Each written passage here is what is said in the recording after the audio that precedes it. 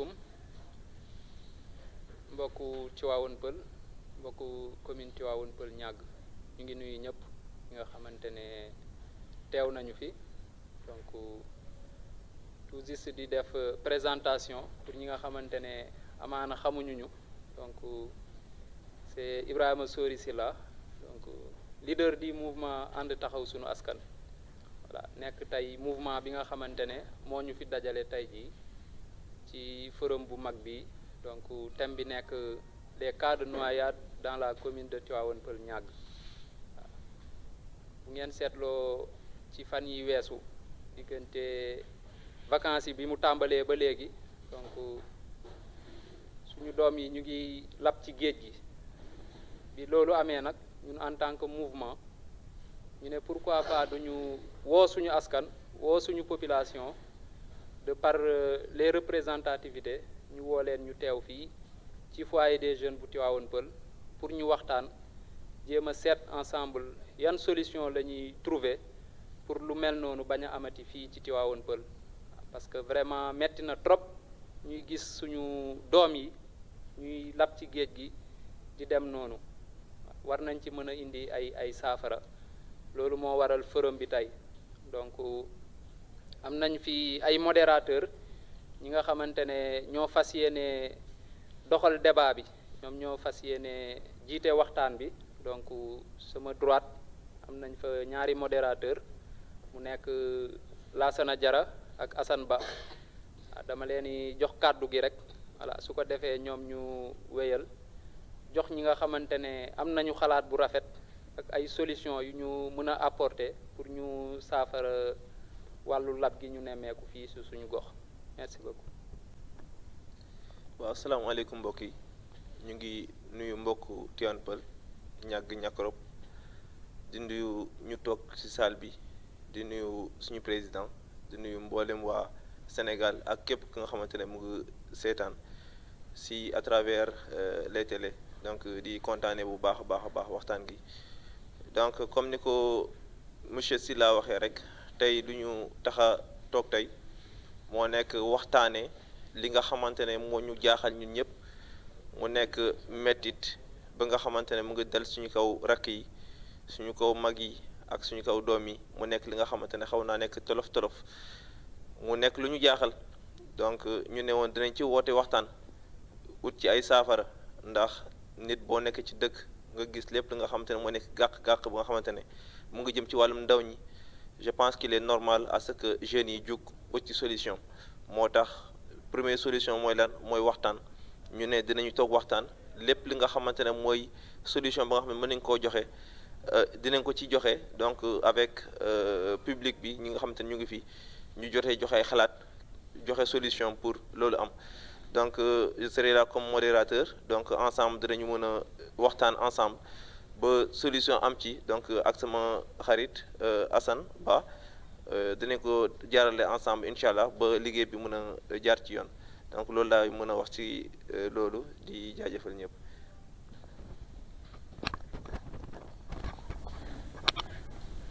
salaamaaleykum mbooloo mi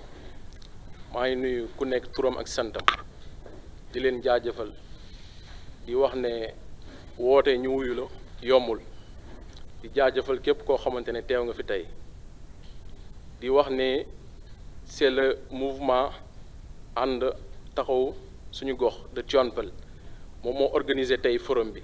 li tax nag ñu organiser forum bi sama naataangoo mi toog nii mooy Diarra leeral na ci lu bëri mooy depuis un certain temps du ma wax ne sax ren depuis daaw ak année yi nga xamante ne ñoom ñoo passé yëpp dañuy constater y a beaucoup de cas de noyade au niveau de la plage de Tivaouane Peulh ñàgg Lac Rose et tout ça c'est-à-dire que ci littoral bi la moom la ñu constaté te tey li ñuy woote nag nekkul ne xëy na tey Tivaouane Peulh lañ nekk mais bu ñu ko wootee waa commune bi yëpp la ñu woo mooy commune Tivaouane Peulh ñàgg ak ñàkkurab yëpp ndaxte Tivaouane Peulh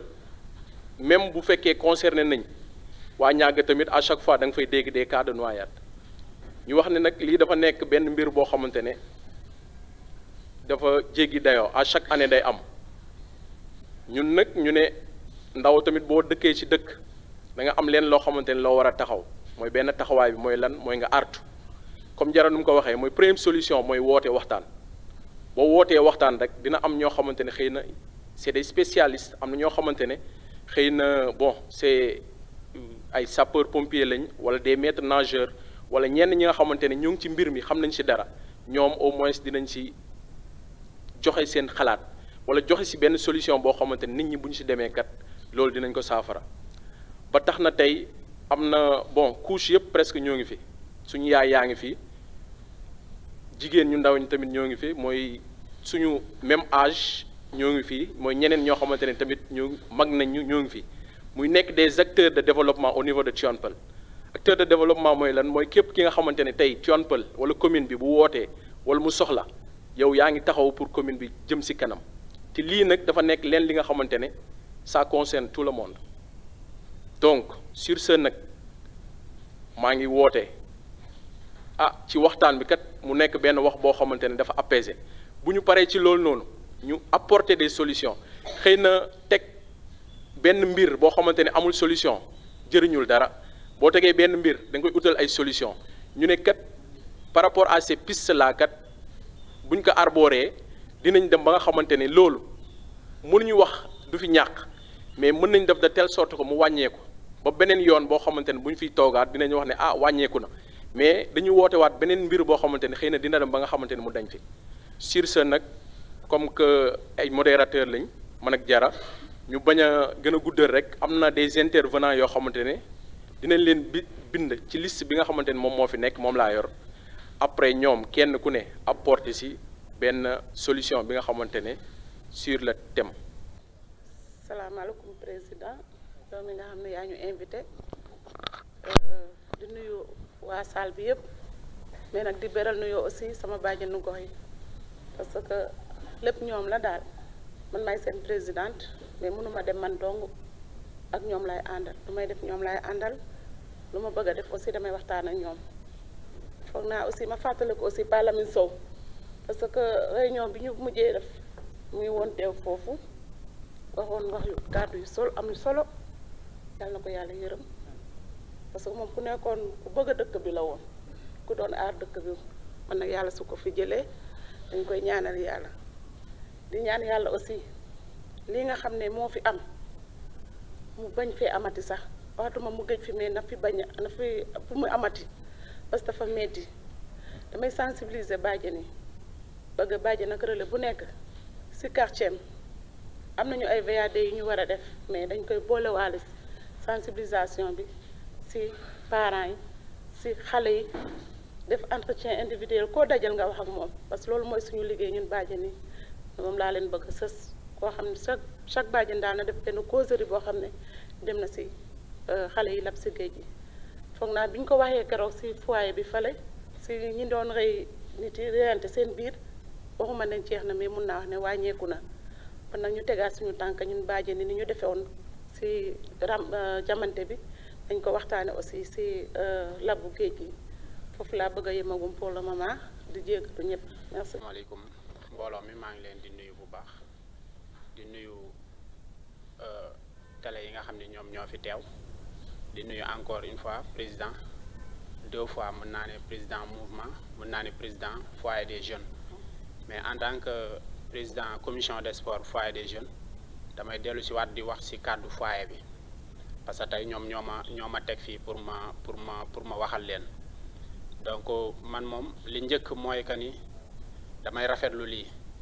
parce que jeune boo nekkee ci gox da ngaa war a xool liy doxal gox bi nga dox ci loola yaakaar naa ni kon président dañ koy sant bu baax ak waa mouvement am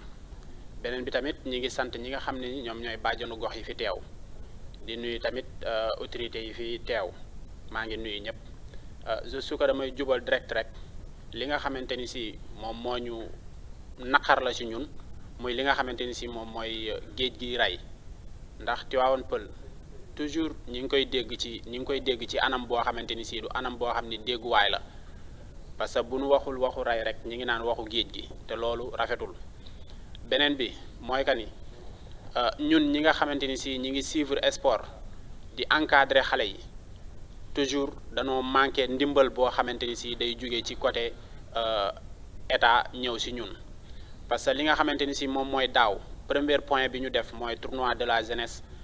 mobilisé woon nañ vacances yi jeunes yëpp ñu ñëw football ci sport boo xamante ni si xam nga si kii bu rafet daal ci anam bu rafet ren tamit ñi ngi jubluwaat loolu noonu ngir xeex li nga xamante ni si moom la mouvement bii di xeex tey beneen bi nag mooy que ni ñun grand frères yi ak ñun ñi nga xamante ni si ay kilifa lañ ci kër yi toujours nañu fexe di wax ak tout tànk yi parce que loolu moom mooy tax ñoom ñu mën a xam ni am nañ ay kilifa ndax géej gi yaakaar naa ni boobu ba léegi ñu ngi ñuy tàgge yoo xamante ni ku ko si dégg rek maanaam di nga ko xam mbaa nga xam ku ko xam kon nanu góorgóorluwaat bu baax a baax si jeunes yi nanu góorgóorluwaat bu baax a baax si xale yi ñu góorgóorluwaat encore une fois tamit si ñun waaw nanu góorgóorluwaat bu baax a baax ñun si suñu bopp parce que daanaka ki fi mujjee jóge nii suñu frère la te suñu moroom la kon yaakaar naa ni bàyyiwul xale bàyyiwul mag kon nan gën a góorgóorluwaat bu baax a baax takkaat ndigg yi gën a waxtaan ak jeunesse bi donc côté sport bi su ma si dellusee mooy que ni bëri na sport yi nga xamante ni si mi ngi fi ku si nekk mën nga fa dugal ki nga xam ne moom mooy sa frère mu dem exploiter loolu noonu parce que handball mi ngi fi karaté mi ngi fi taekwondo mi ngi fi judo mi ngi fi te yooyu noonu yëpp ñi ngi def ay jéego pour ñu mën a am pour ñu mën a am programme ci vacances yi mën a jeûner lu baree bari ci njaboot gi nga xam ne ñoom ñooy dem ci géej gi di fa des loolu wax dëgg yàlla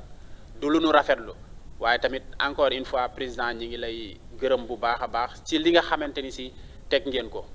du nu def nag lu dul nekk seen ginnaaw jàppale leen ba ànd bi fu mu yam neex jërëjëf mbooloo mi bon donc ñu ngi nuyu ñëpp kenn ku nekk si turam ak santam di jiital si nuyoo bi le président Ibrahima Sori Silla le président du foyer des jeunes de Tivaouane Peulh di ko jox yéeguwaayam bu baax di nuyu autorités yi fi nekk comme monsieur Cissé Safko Assane madame la présidente des Badiane Gox bon ainsi que tous les invités maa ngi nuyu ñëpp bon donc damay ñëw si phénomène bi nga xam ne tey boobu moo ñu dajaloo fi ñi ñëpp tey muy affaire noyade yi tey ñu gis ne Tivaouane Peulh comme ni ko sama maman bi waxee sànq dañ koy dégg ci lu bëri si Sénégal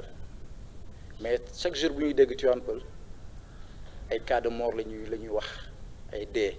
soit ñu rey nit wala nit dee na si géej bi bon ñu ngi koy ñaawlu bu baax a baax di rafetlu aussi initiative bi nga xam ne tey président foyer des jeunes mu ngi koy jël à travers toute la jeunesse de la commune te yaakaar naa ne fii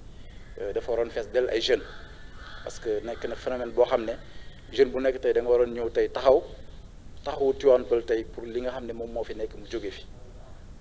bon man nag su ma ñaawloo mbir mi ba pare solution yu may joxe mooy géej bi nga xam ne moo nekk au niveau de Tivaouane Peulh man fii laa juddoo fii laa yaroo fii laa màggee mais du ma sangu si géej bi raison pour laquelle du ma sangu si géej bi parce que dama xam géej bi moo tax tey néew na ngeen gis ne doomu Tivaouane Peulh dee na si géej bi ñu xool ñu gis ne moom cosaanu Tivaouane Peulh la bëriwul toujours étranger yi lay doon parce que ñoom xamuñu géej bi xamuñu fan la ñuy war a sangoo ak fu ñu war a sangoo te géej bi dafa nekk géej boo xam ne dafa xaw a violent géej gi day mer te bu meree day def ay jéeyu garaaw am na jamono boo xam ne géej bi da doon tuuru ba génn si filao yi ñun bi ñu nekkee xale daan nañ fooyee foofu donc di ñaax jeunes yi ñu moytu géej bi suñ plage bi ñu yor nekkul plage boo xam ne dañu far a sangoo nekkul plage comme Anse Bernard wala comme Lagon ak yooyu bokkul parce que géej bi dafa am ay vagues yu dangereux yoo xam ne day xëcc nit ki te géej bi dafa nekk géej boo xam ne aussi li mu gën a bañ mooy koo xam ne gan la parce que ñun dañoo xool ne ñun Tivaouane Peulh bi mu dalee rey ay nit ba léegi géej bi toujours ay gan lay rey ñi nga xam ne peut-être dañuy soog a ñëw sa dëkk ñun dañoo constaté loolu parce que nit ñi ñoom duñu xam bu ñu ñëwee rek bu ñu jéggi am na façon boo xam ne benn genre canal moo fa nekk boo fa dëggee courant la da lay masse da lay yóbbu donc loolu ñu ngi wax ne jeunes yëpp nañu moytu géej bi géeju Tivaouane Peulh bi du géej pour sangu de un man li may joxe mooy nañ ut soit ay agent de sécurité yoo xam ne dañu leen teg foofu ñoom ñuy saytu géej bu ñu gisee xale yi di ñëw di sangu ñu dàq leen nuyu parce que am na âge yoo xam ne waruñu dem géej di sangu am na yoo xam ne ay xale yoo xam ne ay 10 ans 15 ans waruñu dem géej di sangu nañu waxante dëgg ñu dàq leen ñu génn foofu ñu bañ a sangu amaana aussi ñu wut ay maîtres nageurs yoo xam ne tey bon à l'appui de la mairie pour la mairie moom mu jàppale ñu moom mu jël jeunes yooyu tey teg leen foofu tey ñu nekk ay maîtres nageurs tey ñuy jàngal booy fan la ñu war a yem fii ngeen war a yem wala fii ngeen war a yem loolu bu ñu ko defee mairie bi jàppale ñu population Tivaouane Peulh yëpp taxaw ñu jël maîtres nageurs yooyu tey di leen fay suñu xaalis wala kër yëpp taxaw chaque année chaque période kii nawet ñu def ko parce que 3 mois la yàggul ñu jël ay nit teg leen si géej bi ñuy saytu booy buy dem géej boo xam ne waroo dem géej ñu dàq la nga génn mënuñu la bàyyi mënuñu la dàq ñu ne la encadré la nga yem fii parce que géej bi c'est dangereux donc loolu laa amoon di wax maa ngi leen di sant bu baax di leen gërëm di ñaan affaire bi continuer parce que lii mooy Tivaouane Peulh donc Ibrahima Sylla ñu ngi lay gërëm bu baax di la sant parce que moom c'est un jeune boo xam ne bon il est exemplaire parce que moom à chaque fois man su may invité pour affaire jeunesse day nekk loo xam ne day am solo daal du doon ay mbiru jeunes yoo ay mbiru affaire yoo xam ne amul sens mais loo xam ne affaire jëriñ dëkk bi la ñu ngi koy gërëm bu baax et puis di ko sant di leen wax ne jaajëf merci. fàttali ko ndaw boo ko ne doo ko tëj rek nga ne ko bul dem fenn bul divertir bul def dara déedéet il faut que tamit ñu delloo si leen si affaire boobu noonu ñuy def ay association di mën a sensibiliser wante seen biir loolu moo leen di occupé ba tax ñoom bu ñu dem dañu mën a dem géej bi ci des aussi mooy fexe jeunes yi nekk ci dëkk bi ñuy créer ay activités culturelles ou religieuses yoo xamante ne chaque année day am vacances même ci lu dul vacances loolu tamit day permettre jeunes yi ñu dund ci loolu noonu ba du ñu am jotu dem géej du ñu am jotu dem ci def ay violence donc loolu noonu dafa nekk loo xamante dafa manqué ci dëkk bi surtout ay activités yoo xamante ne mën na téye jeunes mooy ay activités sport moo xam culturel la moo xam religieux la yooyu dafa dem ginnaaw maanaam dafa dellu ginnaaw ci localité bi ñu nekk muy Tivaouane Peulh donc di baalu ñëpp àq di baalu ñëpp àq di jiital ci nuyoo boobu président Ibrahima Sylla ak président association yi ñu ci fekk yëpp ak tous les membres du foyer donc di tàmbale kàddu yi ci ñaanal ñi jot a dem ci géej gi suñu borom xaare leen àjjana seen waajur yi ñu fi bàyyi suñu borom kàttanal leen bañ gën a mën a yor seen njaboot kon bu ko defee comme ni ko Alassane waxee tey dimanche yi fi bëri na lool programme yu bëri na lool waaye dañu gis ne mënuñoo dem ci programme bu ëpp importance programme bii di forum bi nga xam ne mooy forum pour xool nan la ñuy def ba gune yi dootuñu lab ci géej kon bu yooyu amee da ngay gis commune bi yëpp ñëpp dañuy maase statut muy homme politique yeeg ñëpp di compatiru yaakaar naa loolu nag am na lu ko gën li gën loolu mooy fexe ba loolu dootu amati loolu moo gën nga toog mu am rek nga sol say dàll taal sa oto dem politique yi wala nga statut wala nga publier Facebook j'ai le cœur meurtri et pourtant tu pouvais ne pas avoir un cœur meurtri parce qu'on ne veut pas de médecin après la mort mais mieux vaut prévenir que guérir yaakaar naa li fi nekk ci salle bi yëpp ku ci ne am na ci gis-gis am na ci xam-xam waaye bu ku nekk téye xam-xamam ak gis-gisam dara du dox donc il nous faut forcément un échange horizontal et vertical d'idées pour régler ce fléau parmi tant ndax du moom kese mooy jafe-jafe bi ndox mi jafe-jafe la insécurité bi jafe-jafe la donc problème yi bëri na waaye bu ñu dee def nii léegi problème yëpp saafara li ma doon wax nag Ibrahima ci programme bi ñu bindoon jébbal ko commune bi ñu nekkee candidat ci élection yi muy le programme Ma Commune dama ne liggéeyal sa gox ça vaut tous les sacrifices defar sa dëkk du affaire u tijaan la murit la xaadir la laayeen la waaye romb na lébu la pël la séeréer la Sénégal il faut que ñu waxtaane ko ndax lépp loo gis ci àdduna ci waxtaan rek lay mujj kon moo tax ginnaaw bi ma félicité ci xam-xam bu gàtt rek ñu joxe suñu xalaat ci loolu yaakaar naa comme c'est une place interdite peut-être yóbbu fa ay maîtres nageurs sax est-ce que ñoom dinañ ko nangu ndax kat un professionnel bu ñekkoo yoon wi dañ koo tere du fa jaar ci je comprends donc est-ce que maître nageur dina intervenir ci plage boo xam ne yoon daf ko tere kon li njëkk yaakaar naa ñi jot a wax ñëpp muy les deux frères wax nañ lu am solo ma gën koo xóotal tuuti muy président il nous faut comme ni ma yàggee fëgg ci table bi di ko wax duñ ma comprendre il nous faut des conseils de quartier délégué de quartier chef de quartier ma attanutul quartier yi nekk Tivaouane Peulh ak li ko wër il nous faut à l'intérieur de ces délégués de quartier ou bien à côté de ces délégués de quartier ñu am fa ay jeunes am fa ay femmes yoo xam ne ñoom ñooy téye les vraies informations kon am nañ 2 grandes artères la commune a des portes yi bokk na ci croisement Tivaouane Peulh muy cité Darou Salam portes yi bokk na ci croisement Niague portes yi bokk na ci Lac Rose donc ku fi tuxu si foofu ngay jaar mënoo jaar feneen ba doo jaar foofu donc foofu mairie war na defar ay panneaux yoo xam ne day wan gan gi nga xam ne comme ni nga ko waxee tu as parfaitement raison mooy doog a ñëw xanaa famille yëpp am faaw am ku man liir donc kooku dina ne foofu kat booy romb di yóbbu suñu bagage ñun ak suñu camion wax nañ ñu ne la plage de Tivaouane Peulh et de Lac Rose est interdite maanaam du fu ñuy sangoo beneen bi it mooy délégué de quartier yi gën a am taxawaay ci quartier yi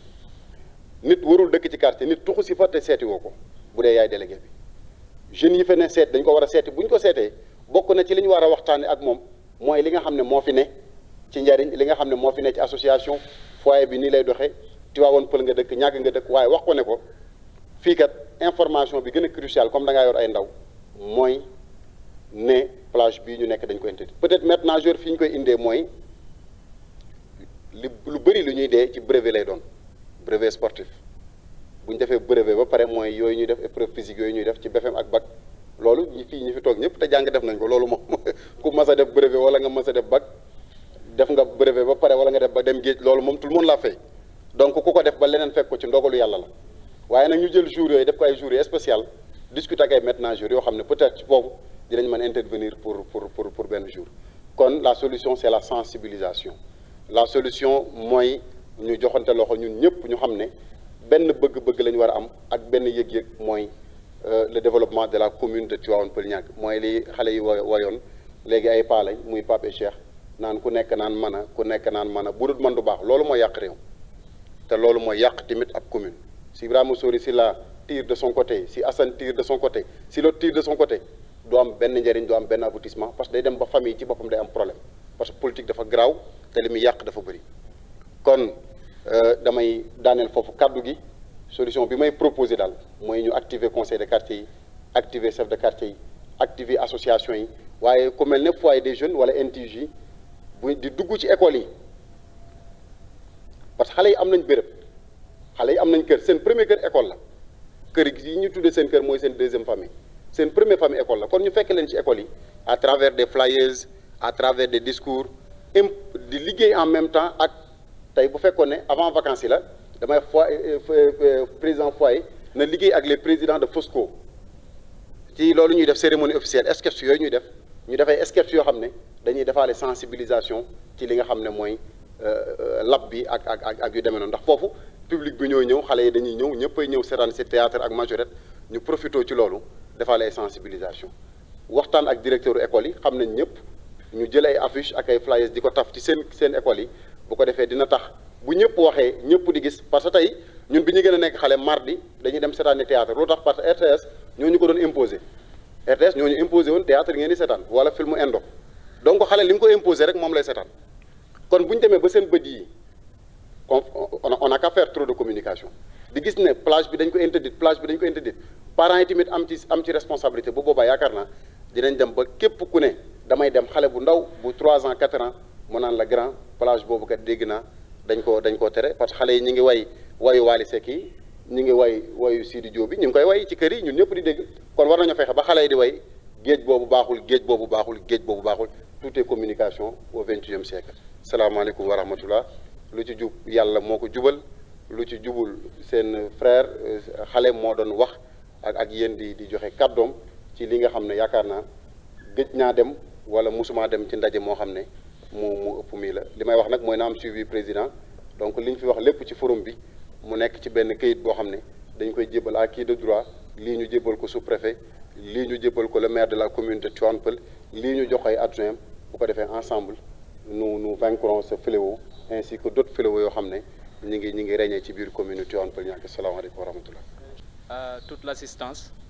Bon, avant que ngay dem rek j'aimerais apporter un témoignage à votre endroit. Voilà, parce que vraiment, cela confirme encore une fois que vous êtes un homme très engagé pour la cause de la commune. Waaw, parce que lii rek la waaw autorité lii lañ koy doyee. S'il y a des questions yi nga xamante ne ça concerne la commune et son développement buñ la ci woowee bul xeeb waaw bul xeeb ñëwal nga wuy si waaw surtout la jeunesse gis naa ne saa yu jeunesse bi wootee da ngay ñëw waaw keroog bi foyer wootee don de sang da ngaa ñëw vous avez donné de votre sang loolu duñ ko fàtte mukk encore tey aussi ñëw nañu di wax ci kaawu noyade yi nga ñëw def acte de présence. Voilà, vous avez aussi pris la parole wax lu am solo waaw loo xamante ne aussi yaakaar naa ne ñiy jël note ñu ngi jël note et que incha allah dinañ def un rapport waaw par rapport au forum pour publier ko ñëpp mën see jot yóbbu ko aussi fi ñu ko war a yóbbu yëpp donc ñu ngi lay sant bu baax président di la gërëm yow ak sa délégation donc di la encourager di la ñaanal yàlla waaw parce que fi nga teg sa tànk daal baax na waaw lépp li nga xamante ne mbiru commune bi la yaa ngi ciy dox yaa ngi ciy wax waaw lii nag du politique waaw lii moom du politique waaw lii mooy defar sa gox waaw képp ku si nekk rek ñun dañ lay encourager dañ lay féliciter waaw donc yàlla na yàlla yombal lépp waaw mottali mission yi mottali yéene yi kontaan nañu bu baax a baax si yow voilà la jeunesse de la commune de Tivaouane Peulh Niague kontaan na si président El Hadj Cissé waaw loolu ñu ngi koy wax bu baax a baax ndax teewaayam ak jàpp bi mu jàpp jeunesse bi merci beaucoup président. autorité yoo xamante ne xëy na bu ñu leen woowee ci lii nga xamante ne dafa am solo duñ leen gis à chaque fois bu ñu ko woowee ci lépp li nga xamante ne jeunesse bi da koy organiser da koy gis mu teew joxe na fi ay solution comme président nu mu ko waxee yëpp nag dinañ ko bind ñu am benn kayit boo xamante ne bu ñu ko def ñu jébbal ko képp ki nga xamante ne war nga xaa jot di poursuivre waxtaan bi rek comme que temps baa ngi dem ñu joxaat kàddu benn jeune boo xamante ne c'est le président du mouvement NTJ muy Papa Ousseynou Diouf ñoo lay jox kàddu bi pour nga intervenir. Asalaamaaleykum ñooy nuyu ñëpp ku ci nekk ci turam ak santam di jiital ci nuyoo bi président Sylla di nuyu monsieur Ba coach ak la représentante des bàjjenu gox ak mbooloo fi teew yëpp maa ngi wuyoo ci turu Papa Ousseynou Diouf di président mouvement NTJ nekk CEVAC ak relais communautaire au niveau de Tawfekh donc di rafetlu jotaay bi bu baax parce que bari na loo xam ne bu xewee ci dëkk dañ naan nañ ci dox wax ci tey nag dañ ñëw pour ñu wax ci ku nekk indi xalaatam donc mu nekk loo xam ne xëy na seetlu nañ ko ci commune bi du ren du daaw mi ngi bëgg a bari chaque année dañuy dégg ay dee yu bari yoo xam ne ay ndaw mais ndaw yoo tamit nekkul ay xale yu ndaw yoo xamul dara samay morom am nañ ci ñu moom ak am nañ ci te dañ def benn seetlu ne day am dimanche bi ñëw soo delluwaatee géej day mel ni dara mosu fa xew donc ñuy jàpp ne kon ñëw naan xale bul dem géej rek terewu ko dem mu nekk nag loo xam ne ñëpp conscient nañ ci loolu mais buñ ci conscient il faut ñu prendre conscience ci lu ni mel parce que tey xale bi soo ko waxee bul dem géej kese amoon leneen loo ko def loo parce que gis nañ ñun ñëpp suñu mbedd yi niñ mel bu dee noor sax mënoo ci fooye waxantuma la nawet bu jotee mun amoo mbedd boo mën fooye gis nañ mbedd yi ni muy salté ni muy jaxasoo ak ndox bi donc dañuy soxla espace xale fu mu nekk day soxla espace bu mu fooye te loolu gis nañ ni géej kese la fi am amuñu ay place publique amuñu foo xam ne mën nañ fa toog ay espace vert yoo xam ne mën nañ fa dallu bu yaatu bu uteeg suñu bundu kër yi donc dañuy obligé ñu dem géej dans ce cas li fi ñëpp wax yaakaar naa wax ji du sorante te ñeen ñiy wax tamit góoma dina sori loolu mooy lan il faut ñu ut leneen lu ñu defloo xale yi parce que mënoo ne ko bul dem dañ koy xool suñu bopp ñun ñii tey bi ñu ciy toll dañ daan dem géej te dañ ñu ko daan tere teewul dañ daan dem bañ nag bu ñuy dem lan la ñuy tàggoo terrain bleu parce que xam nañ kër gi kenn xamul fi lan mooy terrain bleu dañuy mujjee uti obligé jël géej utal ko tur yoo xam ne kenn du ko xam non seulement pour mën a dem te xam nañ danger yi fa nekk dans ce cas day baax ñu jël ay mesures yoo xam ne dañ koy teg di def ay formation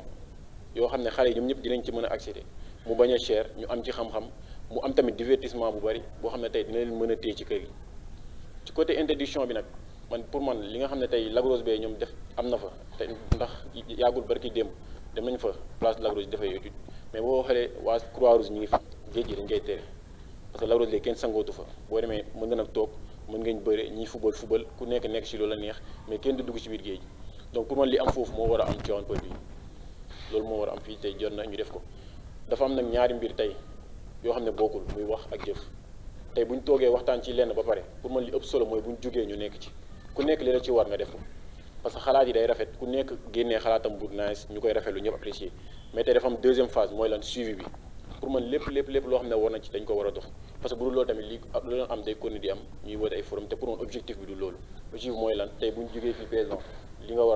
li la war nga def ko ñi nga xam ne assisté nañ li ñuy war ñu def ko parce que tey Tawfekh li muy rëy mën naa ne ñaari ñoo fa jógee wala ñett donc est-ce que waa Tawfekh tey war nañ xam li xew fii yëpp donc ku nekk nag tey boo teewee fii jàpp nga ne yaa teewal sa waa kër yaa teewal sa quartier yaa teewal sa gox bi yëpp donc ku nekk loolu moo la wax di profité tamit di wax ci loolu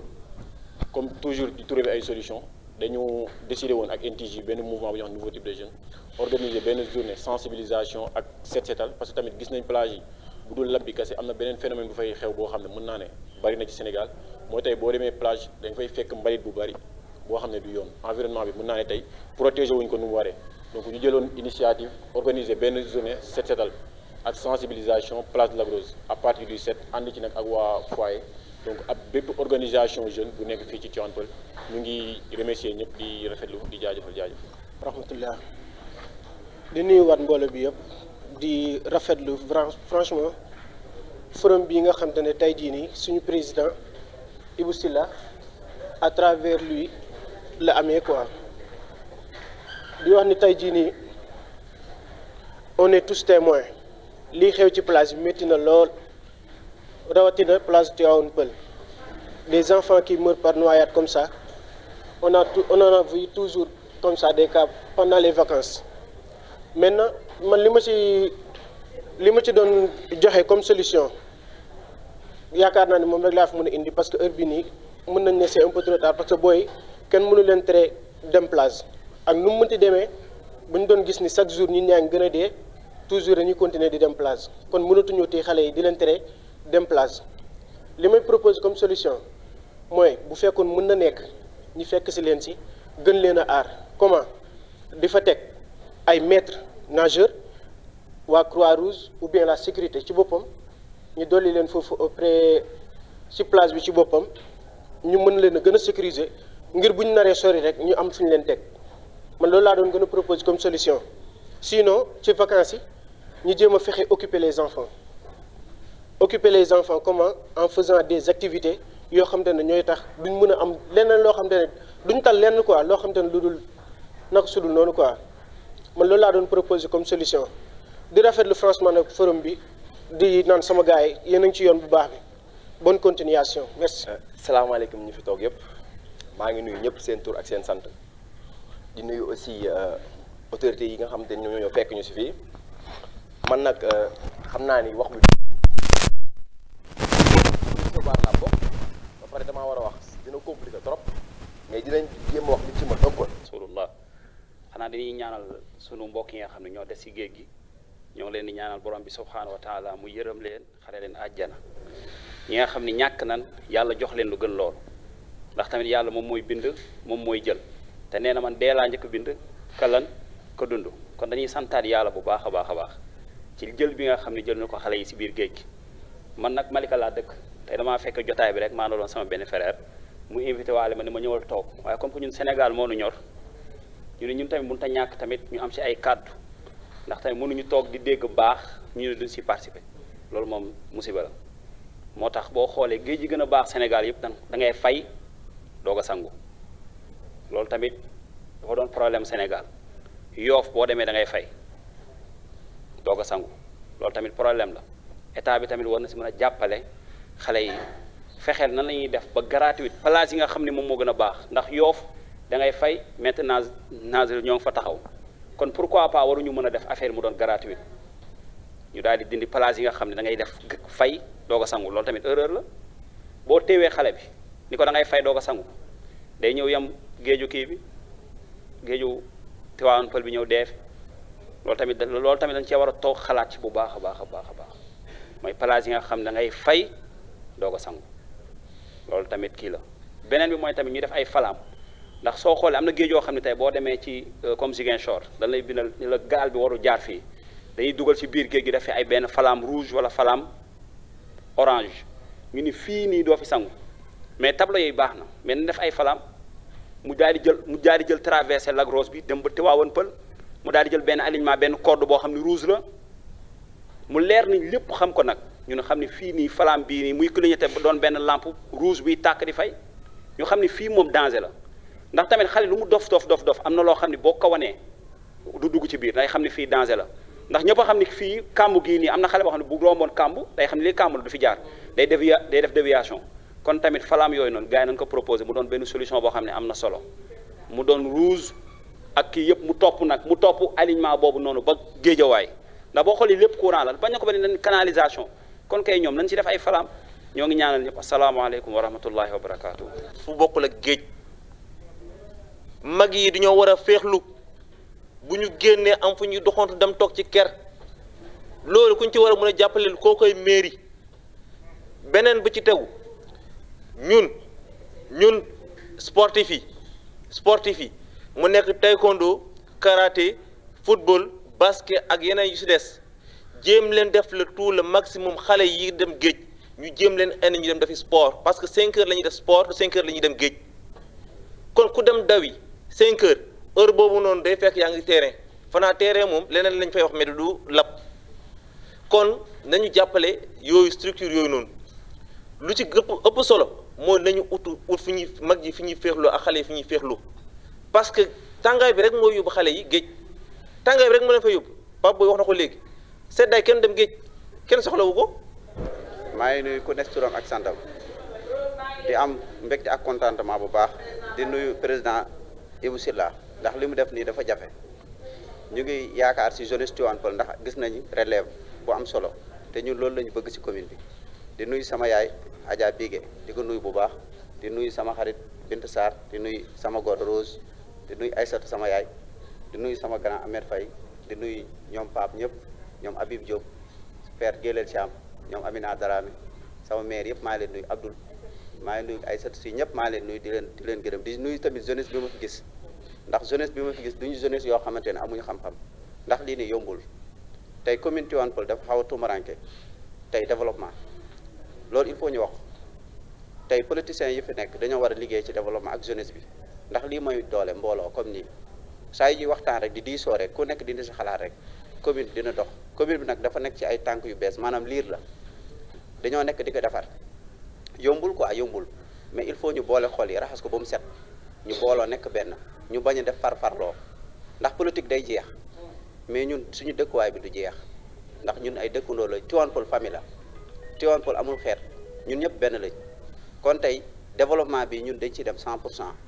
man développement Tivaouane Peulh moom ma tax a jóg lépp lu ñu woote ci loo xamante ne day defar man nag géej gi amu si xalaat si li may wax ndax man tey du ma maire du ma dara mais sama loxo su ci waree dugg ci moyen dama koy def Ibou loolu la amul lu may wax te damay topp seen gennaaw ndax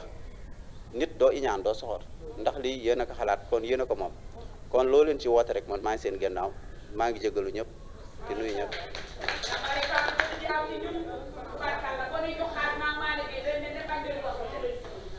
salaamaaleykum ñu ngi leen di nuyu yéen ñëpp ku nekk ci turam ak santam di tàmbalee nuyoo bi ci président Ibrahima Sori Sylla mu jàllaleel ma ko ci mouvement bi yëpp góor ak jigéen di nuyu aussi ñi nga xamante ne ñoom lañ fi fekk te bokkuñ ci mouvement bi di suñu ay sœur ak suñu ay frère suñu limee dañuy juum nag moo tax waaye yéen ñëpp ràññee nañ leen ci li nga xamante ne mooy njëriñu dëkk bi ñu ànd fi aussi ak une très forte délégation ñëw fekkee ci cause bu noble bii parce que lii tey ñun ñëpp ñoo ko waroon def ku ci nekk si ñun mënoon ngaa taxawee taxawaay bii waaye yàlla dogal na suñu frère Ibrahima Sori Sylla ak ñi mu àndal équipe am bu mu àndal ñoom ñu jëmmal lii kon ñun dañ leen di jaajëfal di leen wax jaa ngeen jëf parce que ndaw lii lay jëriñ ci dëkk boo nekkee ci dëkk da ngay xool li koy avancel nga nekk si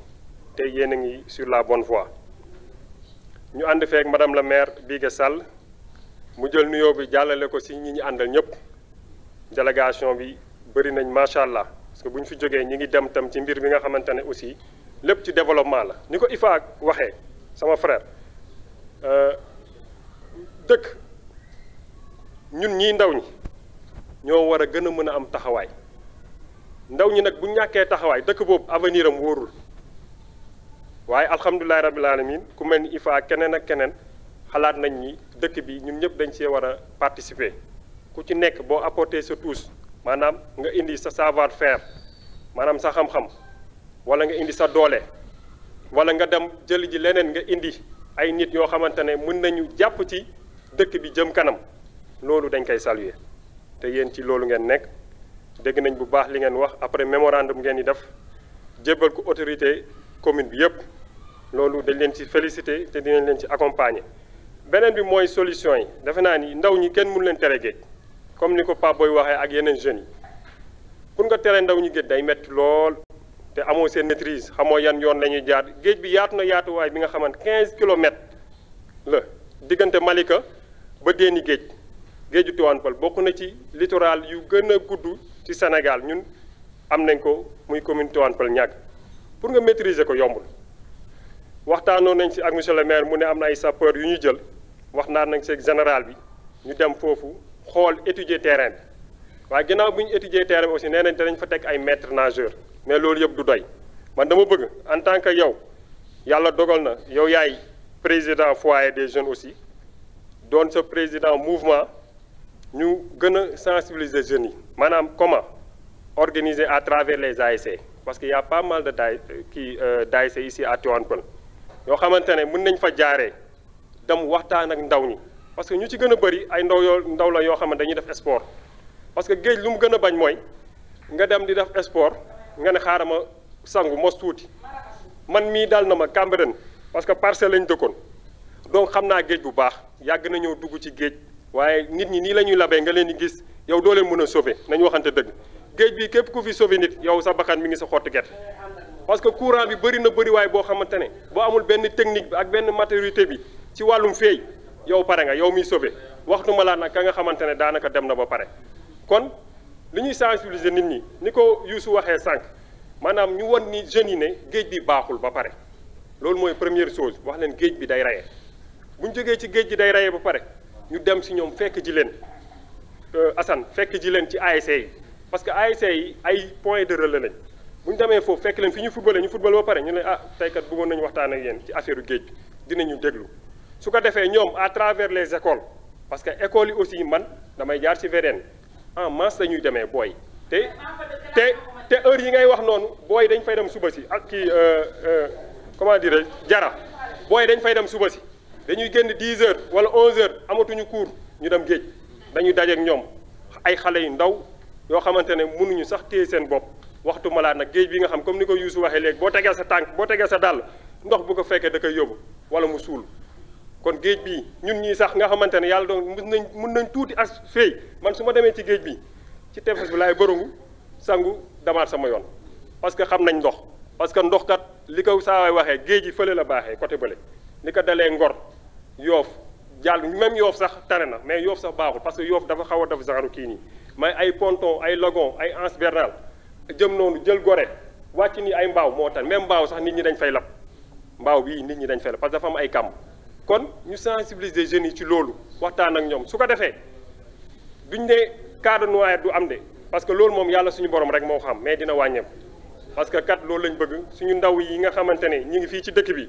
ëllëg ñu mën a jël relève bi mais tey bu ñu jeexee ndaw yëpp bu ñu jeexee ah ëllëgu Sénégal dana doy waar rawatina ëllëgu Tivaouane Peulh donc lii ci développement la bokk donc li may ñaan ñun ñii suñu mamaay ñoom ñoo nekk ci kër yi aussi ñuy waxtaan ak seen ay doom da leen wax ni géej bu baaxul ñun yàgg nañu tere géej dañuy dem jóge géej ñëw géej boo fa jógee yomb na xam sa yaram day am mbeex par force dañ doon jàdd bërëngu ci suuf si mel ni ku doon mais boo ñëwee dañ lay jàpp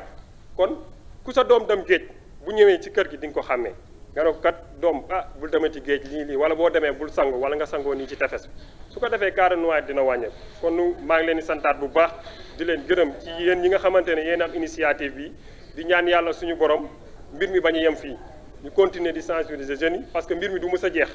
tant que ñu ngi fi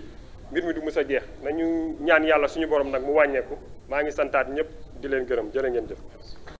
salaamaaleykum. di nuyu ku ci nekk sa tur ak sa sant di kontaan sama ñëw bi ma ñëw fii tey di nuyu sama doom Sori Silla mi nga xam ne moo organisé ni moom ak ñi mu àndal di jël nuyoo di ko teg sa loxo nga joxal ma ko xale yi di nuyu sama doom Ifaka di nuyu Mohamed Faye di nuyu Rose bàjjen gox nga teg ko ci loxo bàjjen gox yi fi ne maa ngi nuyu responsable politique yi fi nekk yëpp di nuyu sama doom yi fi ne ñëpp maa ngi leen di nuyu ak délégation bi ma àndal yaakaar naa ne li ngeen woote tey biñ fi dalee woote ba léegi man woote bi moom a gën a ñor ndax woote bi problème mu xale yi pour géej gi yaakaar naa ñun yaay ñun la gën a marqué ndax doom dafa sax ci xol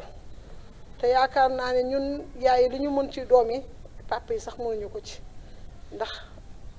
boo amee doom mu lab di nga dund ba dee doo mu sa fàtte bés boobu heure boo yeew sa xel dina dem ci sa doom heure boo déggee ni am na ko lab sa xel dem ci moom kon li may njëkk a def mooy di leen jaale yal na leen yàlla yërëm yal na leen yenent bi teeru ci barke Seydina Muhammad Rasulullah sallallahu alayhi wa sallam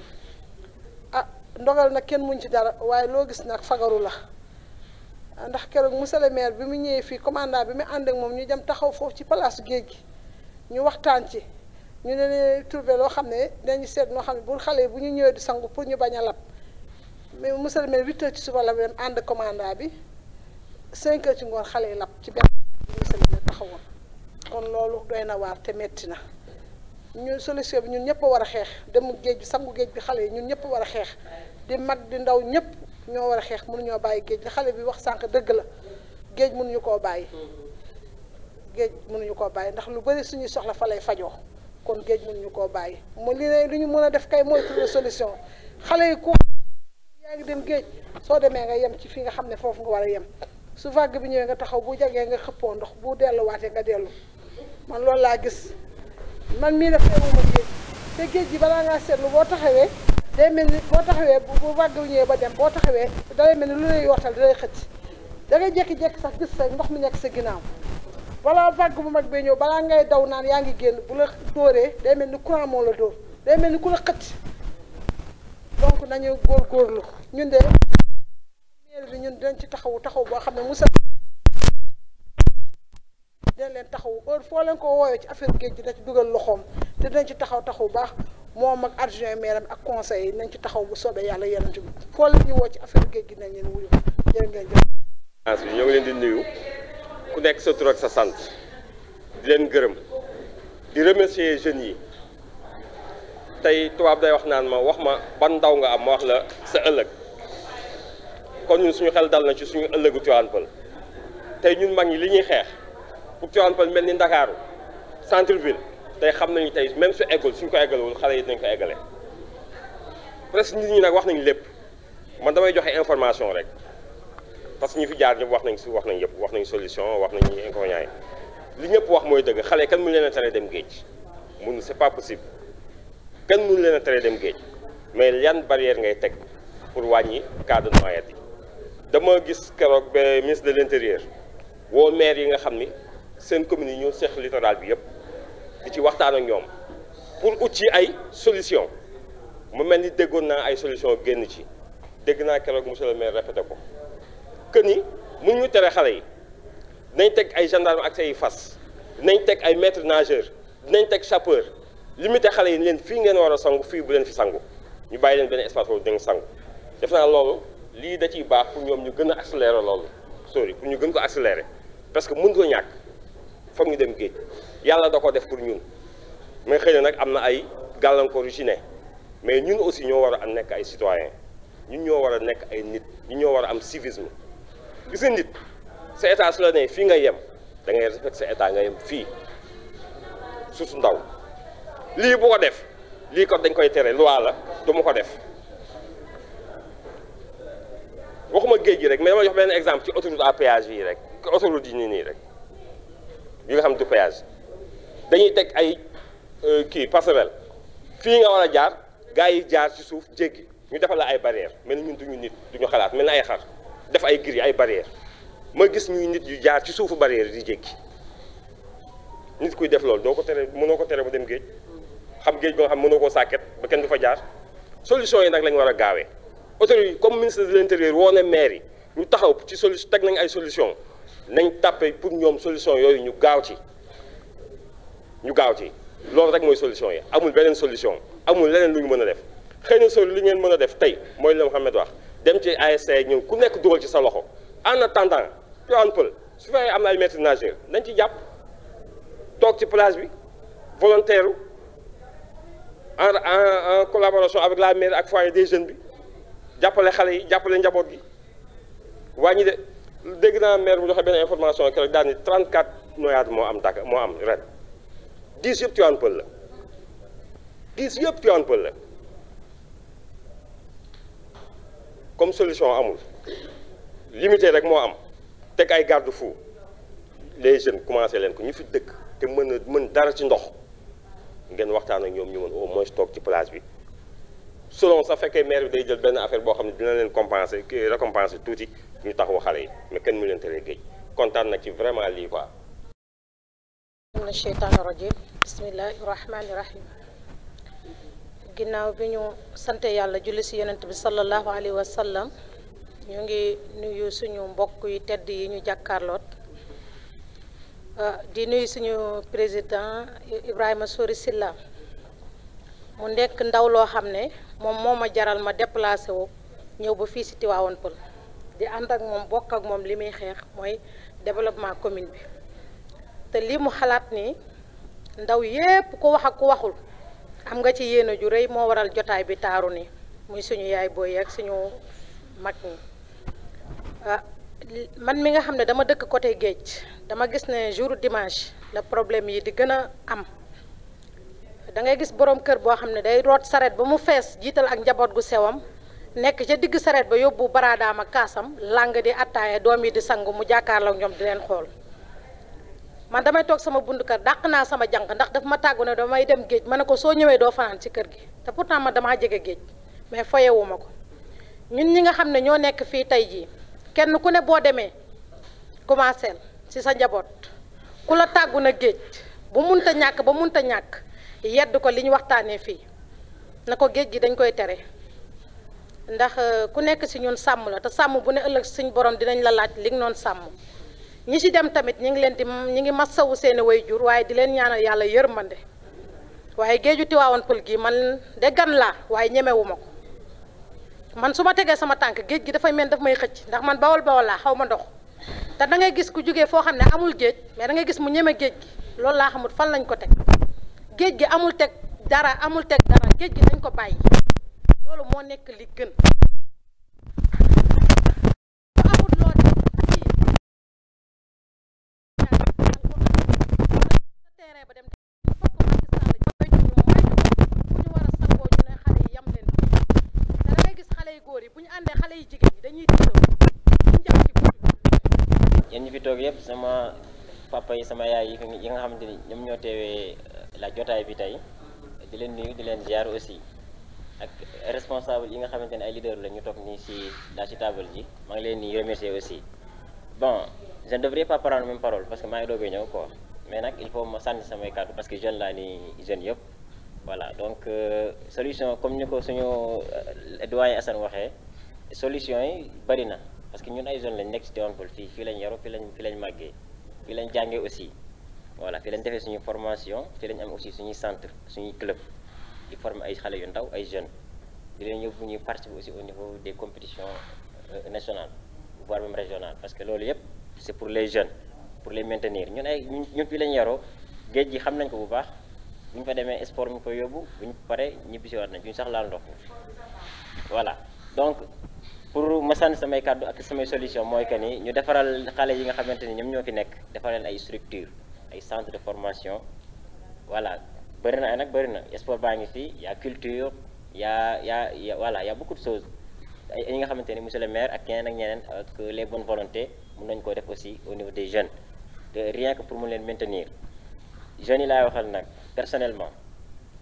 nañu moytu géej gi parce que là nous sommes des avenirs ay avenir lañ ñi nga xamante ni ñoom ñoo war a yor réew mi ëllëg que ça soit le Tivaouane Peulh comme le Sénégal donc du ma monopoliser wax ji parce que je crois que tout a été déjà dit. ñoom ne bu ñu dee dañuy sukuraat li muy noonu bu ñu ko garanto yóbbu hôpital lu nekk xeñ na si waaye lan la géeju Tivaouane Peulh dama dem xoolal Saint-Louis semaine bee passé wallahi azim ñu taxaw géeju Saint-Louis parce que dañ faa demoon programme ñu dem bay dugg si géej gi benn booy bu ndaw booy boo xamante sama rakkaan moo ko mag téye ma parce que man maa si dëggal fii lii laa sol xam nga lii neex na duggee géej booy bi téye ma ne ma foo jëm ma ne ko si biir géej gi mu ne ma géej gi de benn règlement la ma ne ko mu la muy sangu dee te tamit ñu xam ne géeju Saint-Louis moo dem Malika moo wër Tivaouane Peulh moo dem Lac Rose géeju Saint-Louis moo wër nii comme géeju Saint-Louis bu dangereux xale yu ndaw yooyu jox ma ordre boobu nee maa géej gi benn règlement la muy sangu dee ba pare teg si tourné ñu dem laaji ay papa yoo xam ne ñoom ñoo toog si bu ñu xoolee dëkk yi ay pa dañuy toog ñoom amuñu yitte seen yitte mooy dem toogi si wetu géej gi di ataaya. yaakaar naa ne ndaw loo xamante ne dafa am leen loo xamante ne lu mu teg à chaque fois ñuy organiser ay forum wala di organiser des journées de sensibilisation lenn rek lañ leen mënal mooy lan mooy surtout mooy la municipalité mooy équipe bi nga xamante ne moom lañ fiy teg mu ñëw wuyu si leen de un de deux mooy lan mooy mu déglu leen ba pare dégg leen déglu bi benn la dégg bi nag mooy lan mooy li nga xamante ne kat tukkee na foofu noonu ñoom ñu jéem a joxe solution yoo xamante ne war nañ mën a saafara mbir bi bu ñu joxee ay solution ba pare ñu war kaa topp ci benn mbir boo ci demee joxe les causes et tout ça boo joxee solution ba pare te toppoo ko loolu amul sens tey ñi fiy dee bu nekkul sama mboq keneen la donc Tivaouane Peulh lañ dëkk li tax nag ñu def ko c'est parce que constat la loo xamante ne yàgg nañ di ko constater depuis des années du ren rek ren nag mbir mi dafa commencé woon ëpp loxo ndaxte bu mu démarré ba léegi gis nañ fi beaucoup de cas de noyade ñu ne nag lenn lañ mën teg benn forum boo xamante ne dinañ woo toutes les parties prenantes mooy ñi nekk ci opposition bi ñi nekk ci pouvoir bi ñi nekk au niveau de la municipalité mooy yeneen acteurs de développement yi tout ñu nekk au niveau de Tivaouane Peulh wala ñi nga xamante ne tamit ay association lañ yor wala ay mouvement de jeunes et tout ça tey nag am na ay solution yoo xamante ne yu fi tukkee te ci solution yooyu noonu ñun bind nañ lépp dinañ bind benn PV boo xamante ne képp ku ko war a jot di nga ko jot waaw te dina am benn suivi boo xamante ne tamit duñ ko def ba pare bàyyi ko nii di wax ne rek ñu ngi leen di jaajëfal bu baax a baax ku ci mel ni Mouhamed Faye ñoo lay jaajëfal bu baax jaajëfal IFA mi nga xamante ne moo fi teewoon sànq te dem na jaajëfal suñu tata mooy premier adjointe mooy tata Biége Sall ñu ngi koy jaajëfal bu baax di wax ne tey xëy na ki nga xamante ne moom lañ bëggoon mu teew fi bu fi teewul tamit moom teewal na ko di ko jaajëfal bu baax ñoom suñu Pape Sall di leen jaajëfal bu baax a baax ñoom Habibou ñëpp ñi nga xamante ne teew nañ fi tey waaw di wax ne rek bon dañuy jox président mooy Ibou Sylla xëy na mu tëj jotaay bi fu mu nekk nii. Voilà merci beaucoup maman Fatou Sow ak Mané Gueye de m'avoir donné la parole maa leen ci sant bu baax donc di wax alhamdulillahi rabbil alamin ñetti yoon waaw parce que woote ñu wuyu si la c'est pas facile yombul rawatina ay kilifa jug ñëw fekk si la mais nag li olof njaay naan li ko jar rek moo ko jar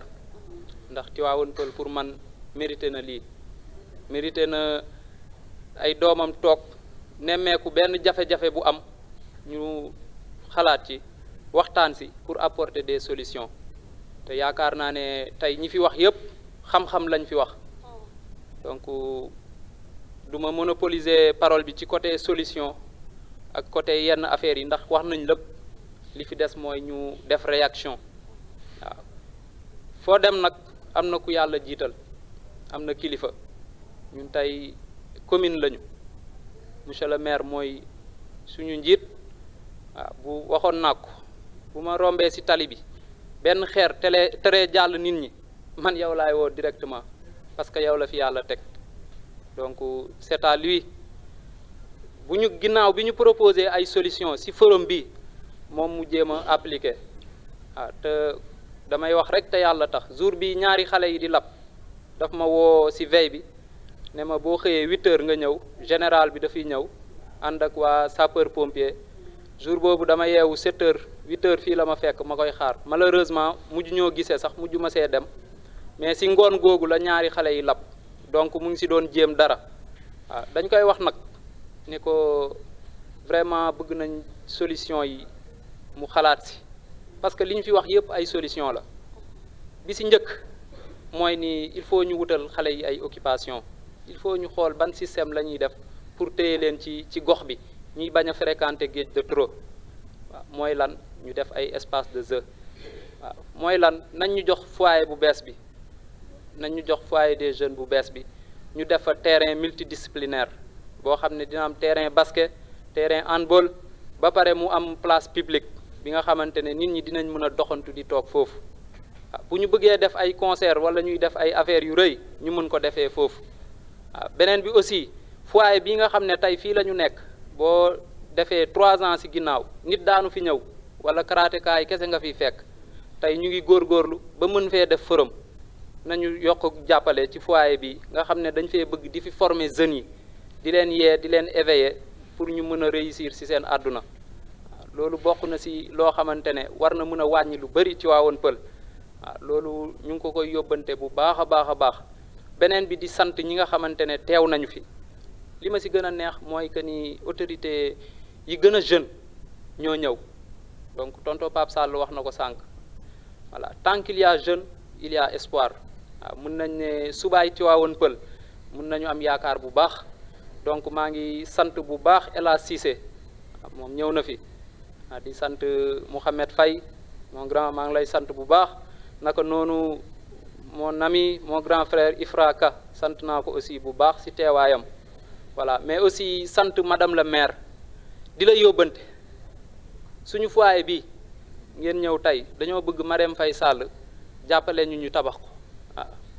bëgg naa sax après lii ngeen daggal ma ko yónnee ko madame la maire Bigué Sall mu yónneel ñu ko Marème Faye Sall nañu jàppale ñu yeggali suñu foyer bi nañu jàppale ñu yeggali suñu foyer bi am nañ ci yéene te yéene bi du daara lu dul jàppale jeunesse bu Tivaouane Peulh waaw donc loolu ñu ngi la koy yóbbante bu baax nga waxal ñu ko ñu ngi lay sant ci teewaay bi di sant suñu maman Aïssata gis nañ ko di sant bàjjanu gox yi waaw ñëw nañ fi ànd ak seen présidente maman Rose moom aussi nekk koo xam ne vraiment elle est sociable waaw saa yu ñu wootee pour problème mu Tivaouane Peulh mooy njëkk a ñëw waaw kon nag suñu yaay yi ñu ngi suñu ginnaaw amuñu lu ñuy tiit amuñu lu ñuy ragal di sant aussi les membres du mouvement ànd taxaw suñu askan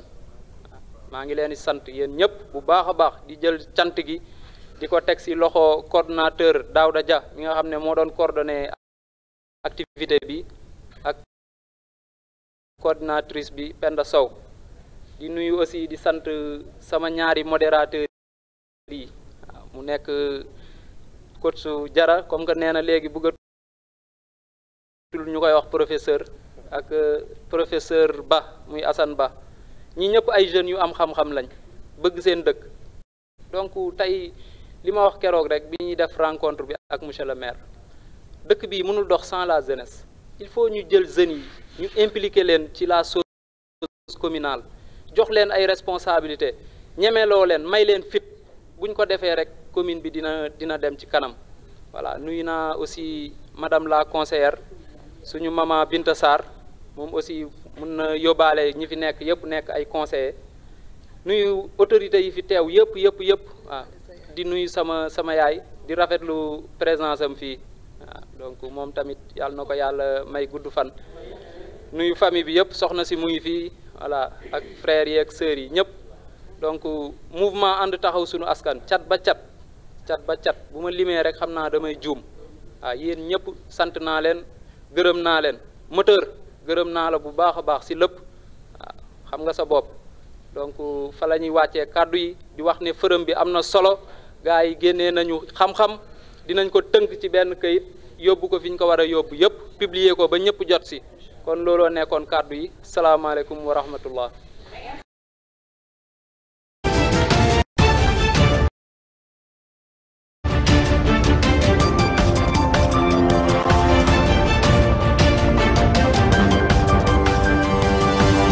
Thank you.